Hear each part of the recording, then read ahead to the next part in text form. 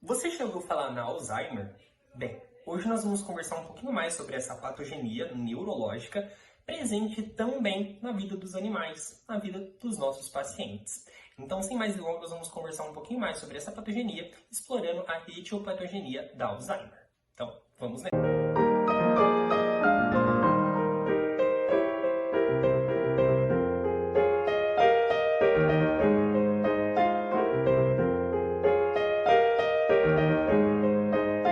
Vamos começar discorrendo então um pouquinho sobre a etiopatogenia da Alzheimer, da doença de Alzheimer. Bem, a gente também pode considerá-la da seguinte forma: a síndrome de difusão cognitiva. Em outras palavras, a Alzheimer. Ela é uma doença muito comum, né, e que dá origem, o problema dá origem em cães na sua fase adulta para idosa, né? Então, é uma doença mais comum do que aparenta ser. Corrido anteriormente, né, a Alzheimer, ou síndrome de difusão cognitiva, ela é uma doença, uma patogenia de origem neurológica. A gente tem as alterações que ocorrem em animais idosos, como mencionado, e os sintomas são muito parecidos com os quais acontecem conosco, né? A gente tem também que a síndrome ela é resultante de alterações que acontecem no processo de envelhecimento e que atingem o cérebro do animal, do paciente. A gente tem uma doença neurodegenerativa que causa alterações que tornam-se significativas, certo? Nas capacidades cognitivas do tecido nervoso. Mais uma vez ressaltando toda a questão que envolve, né, o sistema nervoso, uma doença que atinge tal sistema. A gente tem ele sendo sensível a radicais livres. Você já deve ter ouvido falar. Essas moléculas elas são responsáveis pelo envelhecimento e morte dos neurônios em regiões importantes do cérebro. É por isso que envolve toda aquela questão do esquecimento, né? O paciente não lembrar do que ele viveu e tudo mais, das lembranças dele, pois atinge, né, envelhece, causa a morte aí desses neurônios. Então a gente sempre ressalta toda essa questão, certo? Atinge ali regiões do cérebro responsáveis pela execução de tarefas importantes na vida do animal. Vão causar perda da memória, né? A gente tem a dificuldade do entendimento e compreendimento dos outros animais. Então, é toda a questão que envolve mesmo o esquecimento de coisas, atividades cotidianas presentes na vida do animal. Bem, a gente também tem alguns outros sintomas, né? Alguns outros sinais que o animal pode apresentar, mas os principais são esses. E apesar de existir, né, o quadro de doença que a gente pode estar tratando, né, é uma doença irreversível até hoje. Agora que a gente já entendeu a etiopatogênese da doença Alzheimer, vamos entender e também identificar sobre a estrutura anatômica alvo na doença. Vamos lá então. A gente tem a doença que ocorre principalmente devido ao acúmulo de D-amiloide, certo? A gente tem a formação de placas difusas, que de fato vão culminar aí, né, no que de fato tem a questão da doença, e compostos oxidantes que ocasionam a degeneração neuronal, gerando distúrbios de cognição. Então são esses os principais, né, membros, né, estruturas aí envolvidas, mas calma que tem mais coisinhas para que a gente possa identificar.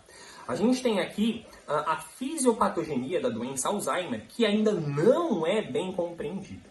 De tal forma, lesões isquêmicas e de reperfusão podem produzir espécimes reativos de oxigênio no cérebro e provocar de tal forma dados oxidativos e acúmulo de proteína 3-amiloide. Isso que a gente acabou de comentar vai acumular de forma como placas semis, né, principalmente na região do córtex frontal e do hipocampo, certo? A gente vai ter que de tal forma ele vai provocar uma degeneração neuronal, disfunção simpática, diminuição da função neuronal, redução dos canais de cálcio e dos potenciais sinápticos, e a gente tem o esgotamento dos neurotransmissores. Percebam que existe toda uma consequência, etapa por etapa, que vai degenerando toda a questão neuronal do animal e que de tal forma ele vai resultar na perda das memórias, na perda da execução, né, das regiões que executam as tarefas. Então é uma doença que ela é degenerativa, ela vai aos poucos alcançando e abrangendo as áreas até que o animal possa esquecer-se por completo. Perfeito. Então a gente tem, ao depositar-se na parede dos vasos cerebrais, toda essa questão, essa proteína ela vai lesionar o local, provocando angiopatia cerebral amiloide, certo? A gente tem ela mais frequente, né, no lado hospital ali do animal. Ela ocorre um comprometimento da barreira hematoencefálica e a alteração na função vascular.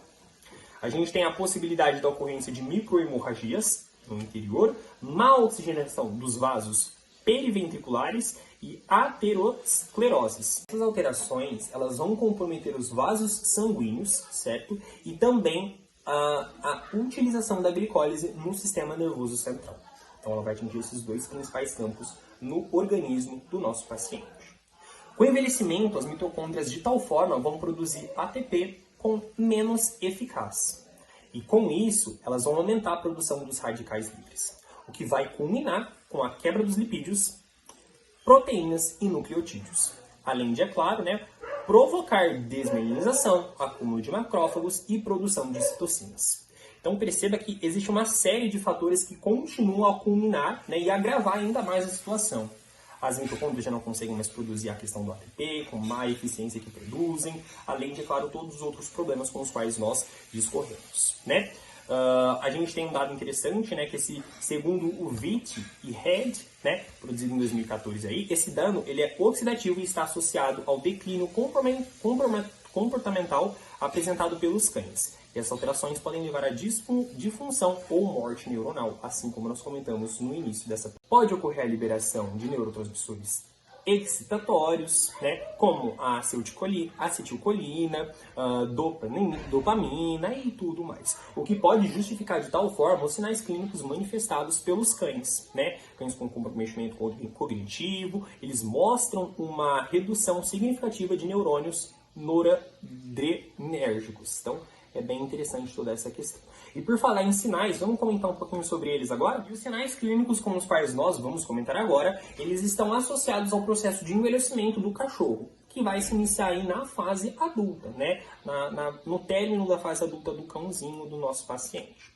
Em média, a partir dos 7 anos de vida, o que inclui normalmente a perda da visão, perda da audição, diminuição da energia, aumento das horas de sono e também uma maior dificuldade em se locomover. Lembra daquela conversa onde a gente apontou que ele vai ter um impacto ali nas regiões cerebrais responsáveis por tarefas simples? É isso que a gente comentou agora mesmo. Estudos apontam que os cães em idade de aproximadamente os 15 anos de vida, aqueles pacientes que atingem essas idades, eles podem sim vir a cumprir, né, a sofrer com a Alzheimer de uma forma mais comum ainda, justamente pela idade. Bem, e a gente tem que o Alzheimer em cães, eles têm sintomas que muitas das vezes nem são percebidos pelos próprios tutores. Sinais clínicos que eles vão passar despercebidos, né? Porque é o cãozinho que está ali acabando tendo uma pequena perda na visão, perda na audição, coisas que o tutor muitas vezes acaba por não perceber e eles vão só agravando toda essa questão. Isso pode acontecer pelo fato da pessoa, né, apenas entender que a mudança, coisas da idade, então, tá tudo bem, ele não tá enxergando direito porque ele já é velhinho, não tá ouvindo direito porque ele é velhinho, mas na verdade podem ser sim sintomas e sinais da Alzheimer propriamente dita. Bem, eu tô chamando o Rex, ele não ouve, né? Ele não tá enxergando direito, ele bate com frequência nos móveis. Isso sim podem ser os sinais demonstrados pelo animalzinho, pelo nosso paciente que está sofrendo com Alzheimer. Então a gente tem que sempre estar atento, assim como todas as outras patogenias, não envolvendo só o sistema nervoso, não envolvendo só doenças causadas aí, né, na questão neuronial do animal. Então tem toda essa questão com a qual a gente precisa sim estar atento a todo momento. Inclusive a Alzheimer, que é uma doença tão comum nos nossos pacientes, nos cãezinhos. Bem, em síntese, a nossa apresentação é essa. Esperamos que você tenha conseguido compreender um pouquinho mais sobre essa etiopatogenia, sobre o Alzheimer em si, né? Então, toda essa questão com a qual nós trabalhamos, os sintomas, os sinais clínicos, um pouquinho sobre a etiopatogenia da doença, né? Então, todos esses detalhes. Vamos ficando por aqui. Muito obrigado pela sua atenção e nós estivemos por aí.